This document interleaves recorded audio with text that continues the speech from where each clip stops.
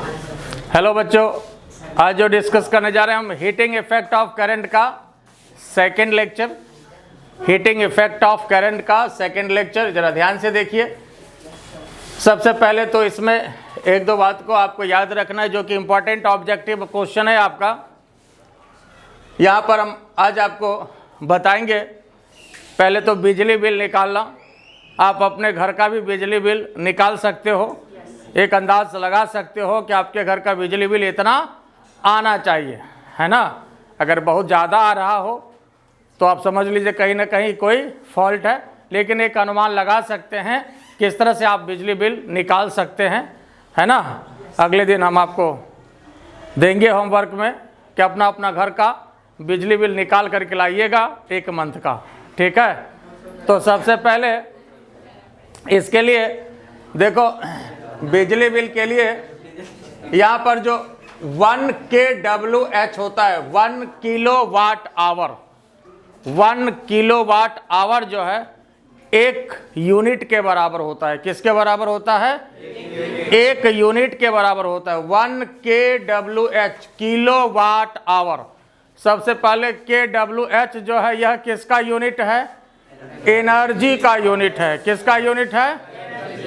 यह खुद एक इंपॉर्टेंट क्वेश्चन बनता है। जैसे ऑप्शन में आपको दे देगा, एक टाइम भी दे ऑप्शन में रह सकता है, इसलिए कि कंफ्यूजन होता है। यहाँ पर आवर लगा हुआ है तो आपको हो सकता है कंफ्यूजन हो जाए कि ये कहीं टाइम का तो यूनिट नहीं है। तो ऐसा नहीं है, ये 1 किलोवाट आवर जो है यह एनर्जी का यूनिट है। और 1 किलोवाट आवर किसके बराबर होता है? ऐसे 36 × 10⁵ जूल। और अर्ग में बात करें ये सीजीएस में, तो ये सीजीएस में 36 × 10⁻12 ये होता है अर्ग में। या इसी को आप दे सकते हैं 3.6 × 10⁻13 अर्ग। कोई एक याद रखिए, जैसे ये आप याद रखते हैं, मान लीजिए 36 × 10⁻12 है, तो आप ऊपर नीचे 10 से गुना कर दीजिए, तो यहाँ पर ये देख लीजिए आपका कितना हो गया, 3.6 हो गया। और एक पावर यहाँ पर बढ़ गया, 12 पावर यहाँ था, एक यहाँ पर हो गया, तो ये 13 पावर आपके पास आ गया, ठीक है। ये बात समझ गए? तो 3.6 × 10⁻13 अर्ग, कोई एक आप इसमें याद रखिए। अब यहाँ पर देखिए, और ये भी ध्यान में रखना है, याद रखना है कि 1 किलोवाट आवर बिजली के 1 यूनिट के बराबर होता है। जैसे बोलते हैं ना कि पर यूनिट क्या रेट चल रहा है, तो 1 यूनिट का मतलब है कि अगर 1 किलोवाट आवर का मतलब, जैसे किलो यहाँ पर है तो 1000 वाट हुआ। 1 किलोवाट मतलब 1000 वाट, और आवर लगा हुआ है मतलब 1 घंटा। तो कोई भी इलेक्ट्रिकल अप्लायंसेस, कोई भी इलेक्ट्रिकल अप्लायंसेस 1000 वाट का अगर 1 घंटे तक यूज होता है तो वह 1 यूनिट बिजली का कंजम्पशन करता है। जैसे मान लो कि कोई भी फ्रिज ही है, तो फ्रिज का इन जनरल 1000 वाट तो होता ही है, 800, 1000, 1200 वाट का फ्रिज होता है। तो 1000 वाट का फ्रिज अगर 1 घंटा अगर आप यूज़ कर रहे हैं तो फिर वह 1 यूनिट के बराबर होगा। आई बात समझ में? और अगर जैसे मान लो कि फ्रिज अगर इन जनरल तो दिन भर चलता ही रहता है, तो 10 घंटे अगर आपका मान लीजिए फ्रिज यूज होता है मिनिमम, वैसे तो लोग ऑफ भी नहीं करते हैं, चलता रहता है, फिर भी एवरेज मान लीजिए 10 घंटे की बात हम कर रहे हैं, और 5 रुपये का बिजली बिल का मान लो कि यूनिट है सपोज, तो 10 घंटे अगर एक फ्रिज यूज होता है और 5 रुपया बिजली बिल के हिसाब से, तो फिर ये बताओ कि फ्रिज जो है वो कितना जो है एक दिन में कितना वो बिजली का बिल वो देगा, कितना देगा? 50 रुपया। बात समझ गए? 1 घंटा में वो 5 रुपया खर्च करता है, तो 10 घंटे में कितना हो गया? 50 रुपया। आई बात समझ में? तो 1 महीने में कितना हो गया? उस फ्रिज से आपका कितना बिजली बिल आया? 1500 रुपये का। 1500 का उस फ्रिज से आपको सिर्फ बिजली का बिल बनता है। और इन जनरल प्रैक्टिकल तौर पर इतना तो आता है अगर 1000 वाट का फ्रिज हो और 10 घंटा इन जनरल यूज होता है तो। आई बात समझ में?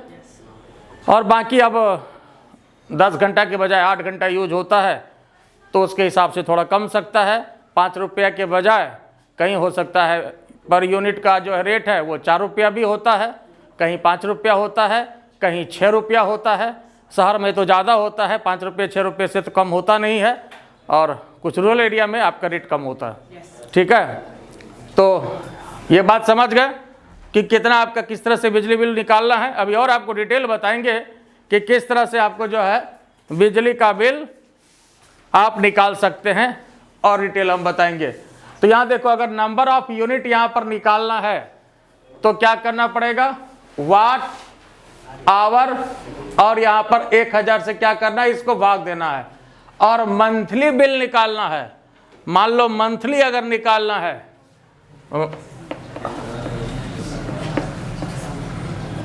मंथली नंबर ऑफ यूनिट या number of unit for 1 month कर दीजिए, ज़्यादा बढ़िया है, 1 महीने के लिए। और जनरली 1 महीने में हम लोग कितना दिन मानते हैं, 30 दिन मानते हैं, 31 नहीं लेते। इन जनरल 1 महीने में 30 दिन मानते हैं। ठीक है, तो नंबर ऑफ यूनिट की बात करें तो यहाँ पर देखिए 1 मंथ की बात करें तो नंबर ऑफ यूनिट जो आपका होगा साहब, पहले तो यहाँ पर वाट आवर नीचे 1000, ये तो आपका रहेगा ही। और उसके बाद क्या करना है, इसको 30 से मल्टीप्लाई कर देना है। क्या करना है, इसको 30 से मल्टीप्लाई कर देना है। आई बात समझ में? बात क्लियर हुआ कि नहीं, है ना? ये बात समझ में आया कि नहीं? ठीक बात है। तो अब इसमें देखो सबसे पहले कितना यूनिट होगा। अब यहाँ पर देखो, एक जैसे मान लो कि एवरेज घर का जो है वो एक बिजली का बिल आपको निकालने हम सिखाते हैं। जैसे मान लो कि सबसे पहली बात, इन जनरल घर में फ्रिज होता है, जो बताए फ्रिज है मान लो 1000 वाट का, कितना का है, और इन जनरल फ्रिज 1000 वाट होता है, 800 से कम का 3 जनरल साधारण फ्रिज भी नहीं आता। तो 1000 वाट लगभग फ्रिज आपका आता है। कोई भी ज़्यादा होता है, डबल डोल ट्रिपल डोल है तो और ज़्यादा होगा, 1000 वाट एवरेज होता है। तो 1000 वाट एवरेज होता है। तो अब इसमें जो है मान लीजिए कि अब यहाँ पर हमने जैसा कहा कि 10 घंटा डेली यूज होता है, 10 घंटा डेली यूज होता है, तो इसका आप नंबर ऑफ यूनिट बताओ, नंबर ऑफ यूनिट बताओ कितना होगा। नंबर ऑफ यूनिट का भी आपको हम फॉर्मूला दिए हैं, नंबर ऑफ यूनिट का फॉर्मूला दिए हैं। पहले तो वाट, वाट कितना है 1000, और घंटा कितना जलता है 10 घंटा, और नीचे क्या करना है 1000 से डिवाइड करना है। और 1 महीने की बात है 30 दिन हो गया। ठीक है, वाट आवर नीचे 1000 से भाग देना। 1000 से भाग क्यों देते हैं, किलो बनाने के लिए, KWH है। तो किलो वाट आवर के लिए क्या करते हैं, 1000 से हम लोग इसको डिवाइड कर देते हैं। तो फिर ये खत्म हो गया। कितना यूनिट हुआ बताओ तो, 1 महीना में कितना यूनिट हुआ, 300 यूनिट। ठीक बात है। फिर मान लो एवरेज एक घर में मान लो कि सपोज अगर 5 पंखा है, 5 फैन है, मान लो सपोज 100 वाट का एवरेज मान लेते, हो सकता है पंखा ज़्यादा भी हो तो वो मैनेज कर लेगा, थोड़ा वाट कम होगा तो। ठीक है, 5 फैन है 100 वाट का। अब ये बताओ इसमें कितना नंबर ऑफ यूनिट होगा, 5 फैन है 100 वाट का, कितना नंबर ऑफ यूनिट होगा ये बताओ। नंबर ऑफ यूनिट के लिए क्या करोगे फिर बताओ। अब 5 पंखा है, पहले तो तरीका वही होगा, ऊपर लिख देते हैं, इसको ऊपर लिख देते हैं।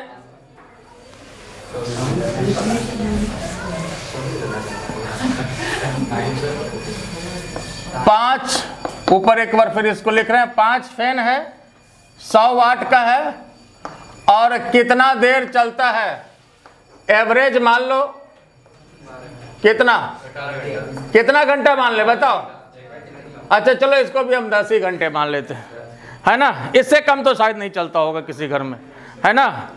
कैलकुलेशन भी आसान रहेगा और इससे कम तो चल भी नहीं सकता है, ठीक है, इससे कम तो चल भी नहीं सकता, ठीक बात है। तो अब यहाँ पर देखो तो 10 आवर, तो ये बताओ कि नंबर ऑफ यूनिट कितना होगा, नंबर ऑफ यूनिट कितना होगा बताओ। फिर यहाँ देखो क्या तरीका बताया है, वाट आवर और नीचे 1000 और 1 महीने का लेना है, तो कितना हो गया जरा बताओ तो।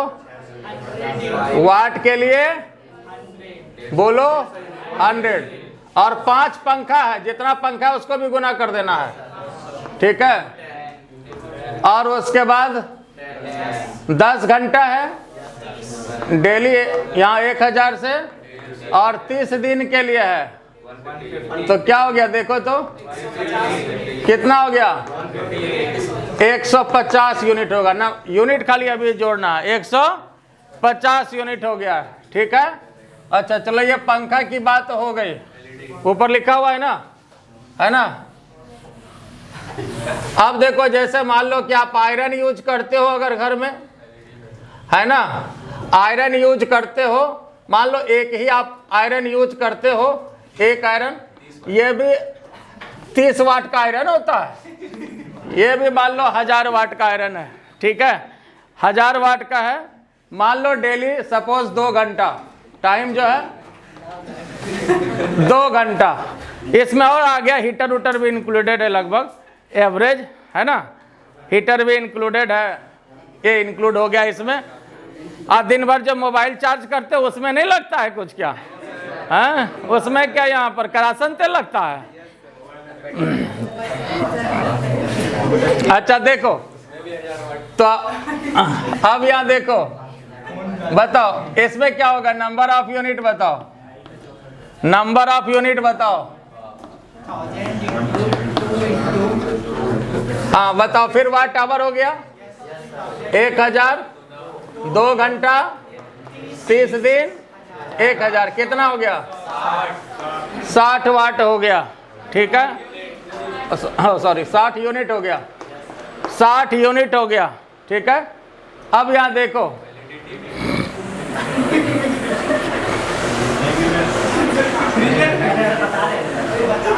हाँ देखो अब जो है और क्या जोड़ेगा, चलो एक एसी भी जोड़ लो, है ना।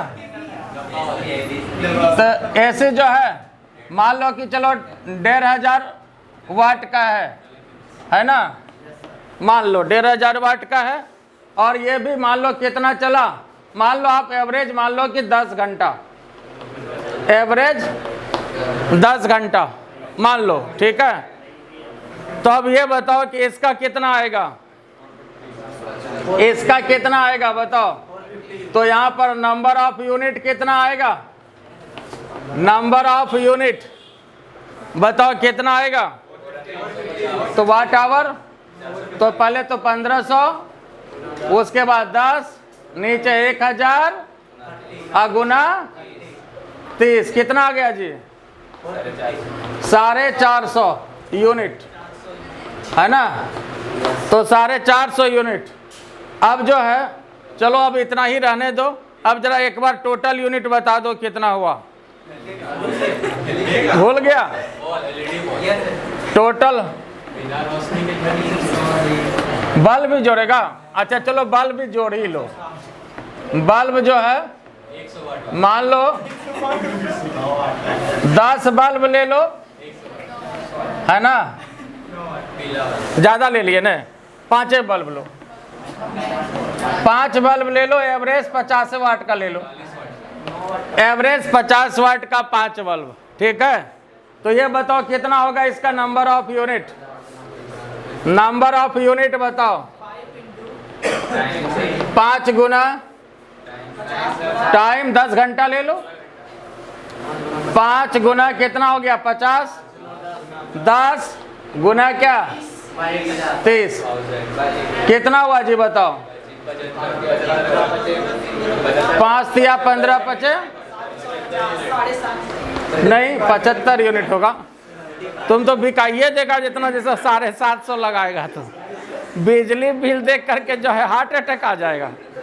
ठीक है, अच्छा अब ये बताओ, सबसे पहले जो निकाले थे फ्रिज का कितना निकाले थे? 300। अब यहाँ पर टोटल जोड़ के बता सकते हो? पहले इसको लिख लो। अब आइए देखिए इसमें टोटल यूनिट कितना हुआ, total number of unit, total number of unit, total number of unit कितना हो गया? पहले जो निकाले थे 300 था, उसके बाद 150, उसके बाद 60, उसके बाद 450, उसके बाद तो सबको जोड़ लीजिए 1035 यूनिट आता है। इतना ही ना आ रहा है, इतना यूनिट आता है। अब हाँ, ये एक मंथ का है, इतना यूनिट फॉर 1 मंथ, एक मंथ का आपका इतना यूनिट आ रहा है। अब इलेक्ट्रिसिटी बिल कितना होगा? तो ये डिपेंड करता है रेट पर कि कौन सा रेट से आपका बिजली बिल लग रहा है, और ये वेरी करता है, आपका एरिया टू एरिया वेरी करता है कि आपका जो है अगर अर्बन एरिया है तो उसका अलग है, रूरल एरिया है तो अलग है। उसके बाद भी अगर यूनिट आपका एक्सीड करता है तो फिर उसके हिसाब से आपका चार्जेज बढ़ जाता है। ठीक है, यूनिट जहाँ एक्सीड किया कि चार्जेज आपका बढ़ जाता है। तो यहाँ देखिए, तो चलो आप इलेक्ट्रिक बिल इसमें बताओ एट द रेट ऑफ जो एवरेज आपका यहाँ का है, अभी जो चल रहा है भागलपुर का, यहाँ का जो है एवरेज 5 रुपया के हिसाब से इसमें इलेक्ट्रिक बिल आपका कितना होगा? तो 1035 इंटू 5, बोलो कितना आ गया? 5175, इतना आ रहा है, देख लो। तो इतना का जो है आपका इलेक्ट्रिक बिल आया 5175, है ना? ये आपका इलेक्ट्रिसिटी बिल यहाँ पर इसके हिसाब से बना। अच्छा, और एक बात ध्यान रखिएगा, जैसे इसमें जो क्वेश्चन पूछा जाता है, ये तो 1 मंथ की बात किया तो 30 से मल्टीप्लाई किया, लेकिन कभी कभी ऐसा भी होता है कि आपको पर्टिकुलर मंथ दे दे कि इस मंथ का जो है बिजली बिल वो निकालिए, इस मंथ का बिजली बिल बताइए। ठीक है, तो फिर उसके हिसाब से आपको देखना होगा कि उसमें कितना दिन लिया जाए। आई बात समझ में? जैसे देखिए एक क्वेश्चन हम इस टाइप का दे रहे हैं और इसमें एक साथ हम सब कुछ आपको दे रहे हैं।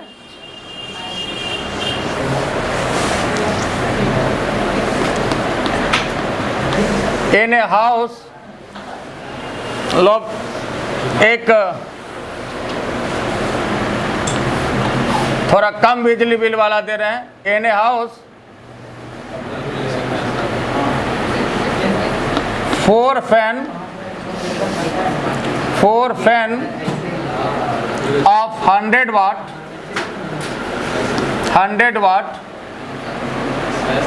5 bulb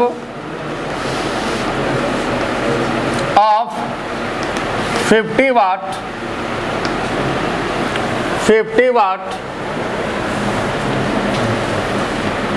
and 1 heater of 1000 watt,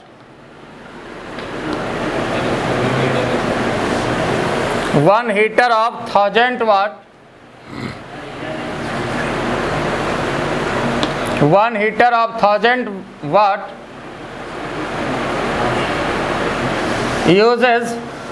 अब जैसे यहाँ पर देखो, इसमें इसका और इसका बल्ब का और फैन का ये 10 घंटा दे रहे हैं ब्रैकेट में, for fan and bulb 10 hour daily, 10 hour daily, and for heater 2 hour daily. मान लो हीटर से कहीं खाना बनाया जा रहा हो, है ना, तो 2 घंटा स्वाभाविक सी बात है कम से कम लगेगा, है ना। तो 2 घंटा डेली, 1000 वाट का हीटर है, 2 घंटा डेली यूज हो रहा है। Find electric bill.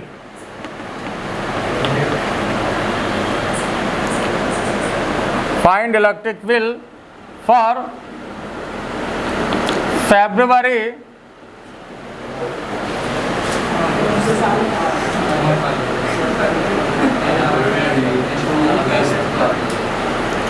2000 at the rate of 4 rupees. अब यहाँ पर ये ध्यान रखना है कि वो किस मंथ का कह रहा है, उसके हिसाब से आपको वहाँ पर डे सेलेक्ट करना है, ठीक है। उसके हिसाब से आपको डे सेलेक्ट करना है। तब इसको लिखिए और इसको बनाइए, ट्राई करिए, फिर बता रहे हैं हम। तो आइए अब यहाँ देखिए इस क्वेश्चन को। क्वेश्चन क्या कर रहा है, in a house 4 fan of 100 watt, 5 bulb of 50 watt and 1 heater of 1000 watt. और इसमें सबका अलग अलग दिया हुआ है। जैसे फैन और बल्ब का एक साथ है, 10 घंटा डेली जलता है, यूज होता है। और हीटर जो है वो 2 घंटा डेली यूज होता है। हीटर जो है 2 घंटा डेली यूज होता है। तो अब यहाँ पर ऐसा करते हैं, पहले फैन और बल्ब का एक साथ निकाल लेते हैं। फैन और बल्ब का एक साथ नंबर ऑफ यूनिट निकाल लीजिए, कितना होगा। क्या तरीका बताएं जी, क्या तरीका बताएं। वाट आवर नीचे 1000। और अब दिन का बात है तो फरवरी 2000 में कितना दिन होता है, कितना दिन होता है, 29 दिन। तो यहाँ पर 29 देना है, ठीक है। या अगर यहाँ 2001 में देते, सॉरी या 2021 दे देते तो कितना दिन होता है यहाँ पर, तब कितना दिन होता, 28 दिन, है ना। या 2020 देते तो कितना, 29। तो 2000 हो या 2020 तो बात एक के है, लेकिन 21 होगा तब फर्क पड़ जाएगा। 21 होगा तो कितना होगा, 28 दिन होगा। तो यहाँ चलिए जो भी दिया 2000 दिया तो इसके हिसाब से, है ना, कैलकुलेट करिए। तो जो भी आपको क्वेश्चन, या 2020 ही मान लीजिए, बात एक ही है, पिछला साल का हो जाएगा। तो यहाँ पर जो है वाट कितना है, यहाँ पर देखो पंखा का 100 वाट है और जितना नंबर है उसको गुना कर देना। कैठो पंखा है, 4 पंखा है, ठीक है। और कितना घंटा है डेली, 10 घंटा है, ठीक है, 10 घंटा है। अब यहाँ पर देखो ये किसका हो गया, किसका ले रहे हैं, फैन का। 4 फैन है, 100 वाट है, 10 घंटा डेली, है ना। और उसके बाद ये 29 नीचे क्या करेंगे 1000 से, और यहाँ पर इसका फिर अब जोड़ दीजिए, किसका, बल्ब का। तो बल्ब का कितना है, 5 बल्ब है, 50 वाट है, 10 घंटा डेली, बाकी तो 29 ये होगा ही। और नीचे जो है 1000, तो इसमें जो है एक, तो ये क्या हो जाएगा, ये थोड़ा सा कम आएगा वैल्यू, नहीं कितना आ रहा है ये देखो। तो ये 29 इंटू 4, ऐसा करते हैं 4 को कॉमन ले लो सीधा, 29, ये 29 ही कॉमन ले लो, ठीक है। तो ये 4 हो गया। और यहाँ पर क्या हो गया, 25/10 तो 2.5, ये ना रहा जी। तो 29 इंटू 6.5 कितना आ रहा है, जरा बताओ तो इसको। पहले इसको जोड़ ले, नंबर ऑफ यूनिट इसका, और उसके बाद हीटर का भी, रहने तो इसको भी। आइए हीटर का भी यहाँ पर हम लोग ऐड कर लेते हैं, हीटर का भी ऐड कर लेते हैं। बोलो जी कितना आएगा हीटर का, हीटर के लिए नंबर ऑफ यूनिट, फिर तरीका वही होगा, क्या तरीका होगा, वाट आवर, नीचे 1000 और डे कितना है 29। 1000 से भाग क्यों देते हैं, 1000 से डिवाइड क्यों करते हैं, हाँ किलो बनाने के लिए, किलोवाट, ठीक है, इसलिए 1000 से डिवाइड करते हैं। और हीटर कितना वाट का है, 1000 वाट का है। डेली कितना घंटा है, 2 घंटा, गुना 29 और 1000 से डिवाइड करिए, कितना हो गया 58, है ना, इतना यूनिट। अब ये टोटल यूनिट बताओ तो कितना हुआ साहब, total unit, total number of unit कितना हुआ, टोटल नंबर ऑफ यूनिट कितना हुआ बताओ। तो एक तो ये हो गया 29 इंटू 6.5, अब प्लस ये आपका कितना है 58 है ना जी, कितना आया बताओ कैलकुलेट करके, कितना आया 200.5, यही ना, इतना आ रहा है, चलिए ठीक बात है 246.5। और अब यहाँ पर इलेक्ट्रिसिटी बिल आपको निकालना है, एट द रेट ऑफ कितना दिए हैं 4 रुपीज। तो इलेक्ट्रिसिटी बिल आपको निकालना है, इलेक्ट्रिसिटी बिल है ना, for the month of February है, जो भी दिए थे 2020 जो भी हो, तो 246.5 गुना 4 कितना आ रहा है साहब बताओ, कितना आया 986 पूरा पूरी, ठीक है, तो 986 ये आपका इलेक्ट्रिसिटी बिल आपका इसके हिसाब से आ रहा है। और इसमें देखो 58 यूनिट जो है ये तो आपका हीटर ले लिया है, तो हीटर ही कितना लिया आपका अलग बताओ, तो ये लगभग 58 और 4 है ना, तो उतना 232, खैर जो भी हो, तो उतना तो आपको खाली हीटर ले लिया है, ठीक है, तो हीटर ज़्यादा नेचुरली लेगा इसलिए कि 1000 वाट का है, ठीक है। तो टोटल इलेक्ट्रिसिटी बिल आपका कितना आया 986।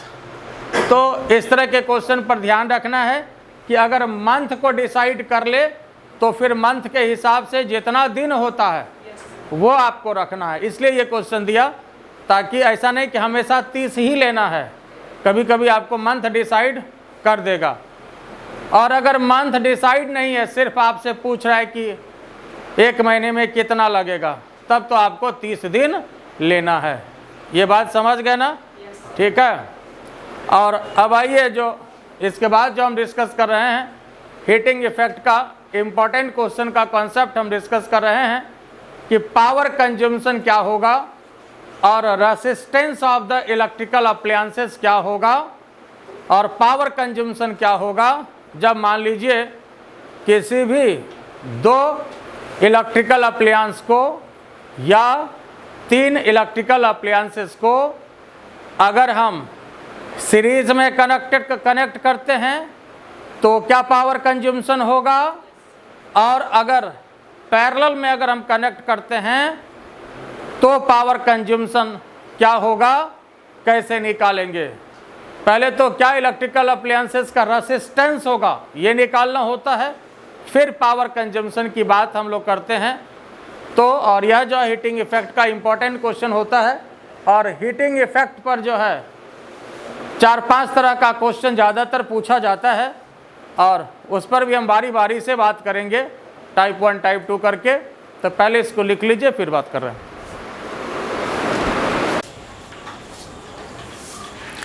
अब आइए इसमें जो नेक्स्ट कॉन्सेप्ट है ये आपका प्रॉब्लम से रिलेटेड कॉन्सेप्ट है, resistance of the electrical appliances and power consumption.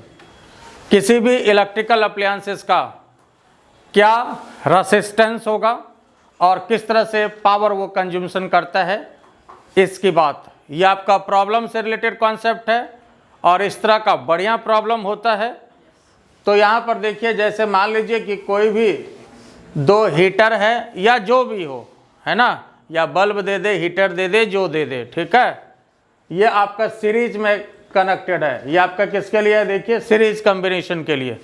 किसके लिए है, सीरीज कॉम्बिनेशन के लिए। तो सीरीज में अगर मान लीजिए कि दो बल्ब है या हीटर है, जो भी कनेक्टेड है, ठीक है, तो यहाँ पर देखिए, इसमें गौर करिए कि जैसे ये मान लीजिए कि अगर ये बल्ब है तो यहाँ पर जैसे लिखा हुआ 100 वाट और 220 वोल्ट। जैसे आप कोई भी बल्ब खरीदते हैं, देखिएगा उसमें लिखा हुआ होता है कि 100 वाट 220 वोल्ट ये लिखा रहता है। तो यहाँ पर यह जो इसका वोल्ट है, यह जो 100 वाट है, वाट किसका यूनिट है, पावर का यूनिट है। तो ये जो है इस बल्ब का पावर 100 वाट है। यहाँ पर ये इस बल्ब का पावर आपका 100 वाट है, ठीक है। और यहाँ पर जैसे 220 वोल्ट है और यहाँ पर 440 वोल्ट है। तो ये जो 440 वोल्ट है, ये इसका पावर सप्लाई है। ये पावर सप्लाई जिससे कि ये कनेक्टेड है ना, ये आपका ये पावर सप्लाई है जिससे कि ये आपका कनेक्टेड है ना। जो कनेक्टेड सोर्स है ये 440 से है। तो कभी कभी ये भी होता है, हालांकि ज़्यादातर तो यही देता है कि 220 अगर ये है तो यहाँ भी ये 220 देता है, ठीक है। लेकिन ऐसा भी हो सकता है कि यहाँ 220 वोल्ट है लेकिन यहाँ पर आपको दे दिया 440 वोल्ट। तब दोनों में फ़र्क क्या होता है, कब इसके वोल्ट को इस्तेमाल करना है, कब इसके वोल्ट को इस्तेमाल करना है, ये इसमें मेन चीज़ है जिसमें कि कन्फ्यूज़न होता है, जिसमें कि आप गलती कर बैठते हैं, ठीक है। तो इस बात को ध्यान रखना है। देखो, सबसे पहले अगर आपको इसमें रेसिस्टेंस निकालना है, पहला क्वेश्चन तो यही होता है कि रेसिस्टेंस ऑफ इलेक्ट्रिकल अप्लायंस, मान लो सपोज हमने हीटर ही दे दिया मान लीजिए, या बल्ब दे दिया कोई भी, तो रेसिस्टेंस ऑफ हीटर जो होगा या बल्ब जो भी है, तो यहाँ पर देखो जैसे इसमें ये क्या लिखा हुआ है 100 वाट 220 वोल्ट। तो ये बताओ पावर के लिए क्या फॉर्मूला होता है, power equal to V square upon R। तो यहाँ पर रेसिस्टेंस के लिए क्या फॉर्मूला होगा, V स्क्वायर अपॉन P। देखो, जब रेसिस्टेंस हम इलेक्ट्रिकल अप्लायंसेस का निकालेंगे तो जो भी चीज़ लेंगे बस यहीं से लेंगे, इससे कोई मतलब हमको नहीं। ये इलेक्ट्रिकल अप्लायंसेस का हम रेसिस्टेंस निकाल रहे हैं। किसका रेसिस्टेंस निकाल रहे हैं, इलेक्ट्रिकल अप्लायंस जो भी है, इंस्ट्रूमेंट जो भी है, उसका जब रेसिस्टेंस निकाल रहे हैं तो इसको यहाँ जो लिखा हुआ है, रेटेड जो लिखा हुआ है, जैसे बल्ब आप खरीदते हैं तो उसमें लिखा रहता है, तो जब उसका रेसिस्टेंस निकालना है तो उसमें जो लिखा हुआ है बस हमको उसी को देखना है, इधर उधर नहीं देखना है। गलत बात है, आई बात समझ में, इसलिए यहाँ पर देखना है। बात समझ गए। तो यहाँ देखिए V स्क्वायर, तो V के स्थान पर क्या हो जाएगा साहब, 220 गुना 220, नीचे पावर, तो पावर इसका लेना है 100, ये खत्म, कितना हो गया 484 ओम। ये रेसिस्टेंस निकला आपका इलेक्ट्रिकल अप्लायंसेस का। हालांकि इसका भी तो इतना ही है, सेम चीज़ है। आई बात समझ में, इसका भी तो इतना ही है, दोनों का रेसिस्टेंस बराबर है। ये अगर R है तो ये भी क्या है, R ही है। तो और ये सीरीज में है, ये कौन सा कॉम्बिनेशन है जनाब, सीरीज कॉम्बिनेशन है। तो इक्विवेलेंट रेसिस्टेंस कितना हो गया, इक्विवेलेंट रेसिस्टेंस कितना हो गया, इक्विवेलेंट रेसिस्टेंस की बात करें तो कितना हो जाएगा 2 × 484, और या ये कहें कि 2R, एक का R है तो 2R हो गया, चूंकि सीरीज कॉम्बिनेशन है। आई बात समझ में, सीरीज कॉम्बिनेशन है। तो ये रेसिस्टेंस निकला इलेक्ट्रिकल अप्लायंस का। अब यहाँ देखो, जैसे पावर कंज्यूमशन की बात है तो पावर के लिए जो है फॉर्मूला तो फिर आपका यही लिया जाएगा। पावर कंज्यूमशन की बात करेंगे तो फॉर्मूला आपके पास यही होगा। पावर कंज्यूमशन की बात करेंगे तो फॉर्मूला आपके पास यही होगा। क्या होगा, V स्क्वायर अपॉन R होगा। क्या होगा, V स्क्वायर अपॉन, कोई तकलीफ इसमें, ठीक बात है। अगर तकलीफ नहीं है तो यहाँ पर एक फ़र्क है, ध्यान रखना है कि अब जो यहाँ पर ये V लेंगे पावर कंज्यूमशन की जब बात होगी तो यहाँ पर ये अब 440 वाला लेंगे, ठीक है। ये 440 वोल्ट यहाँ पर जो ये भी होगा ये आपका पॉइंट ऑफ मिस्टेक है, ये आपका जो सप्लाई से कनेक्टेड है ये लेना है, सप्लाई वाला लेना है। आई बात समझ में? This is point of mistake. मतलब जितना ज़्यादा से कनेक्टेड होगा पावर का कंज्यूमशन उतना ही ज़्यादा होगा, है ना। जितना ज़्यादा से कनेक्टेड होगा तो पावर का कंज्यूमशन उतना ही ज़्यादा होता है। तो पावर सप्लाई आपका 220 है कि 440 है? तो 440 है तो और ज़्यादा पावर कंज्यूमशन होगा, है कि नहीं? आई बात समझ में? क्योंकि वो आपको ज़्यादा पावर का सप्लाई कर रहा है। तो यहाँ देख लीजिए क्या हो जाएगा, V का स्थान पर अब क्या लोगे आप? 440 गुना 440।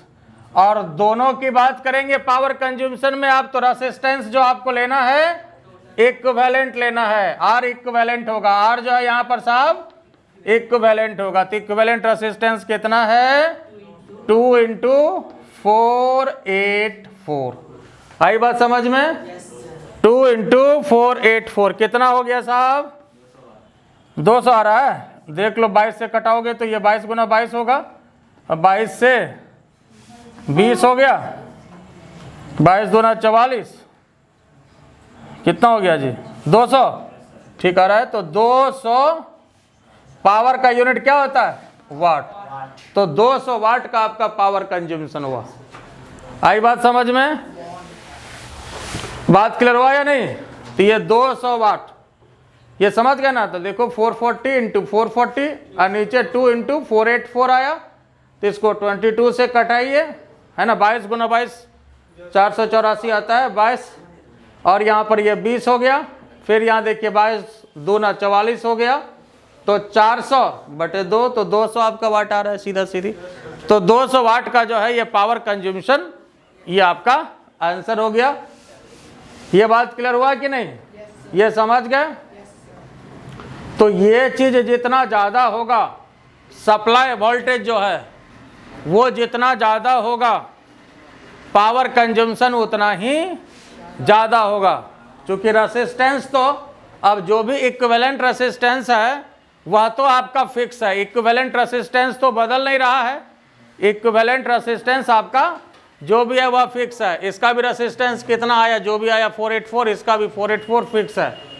तो जितना ज़्यादा पावर सप्लाई होगा उसके हिसाब से यहाँ पर पावर कंज्यूमशन होगा। ये बात समझ में? इस तरह का क्वेश्चन हो जाएगा। तो फिर सिमिलर क्वेश्चन इसमें पैरेलल में भी बनेगा और इस पर और भी हम प्रैक्टिस कराएंगे बारी बारी से। तो इसमें 4-5 तरह का क्वेश्चन आपका बनता है जिस पर हम प्रैक्टिस कराएंगे हीटिंग इफेक्ट पर। ये बोलो क्लियर हो गया? तो हमारा चैनल इनोवेशन एकेडमी है ना भाई, RKJ सर। और बढ़िया लगे तो क्या करना है, लाइक करना है, सब्सक्राइब करना है और बेल आइकन दबा देना। ठीक।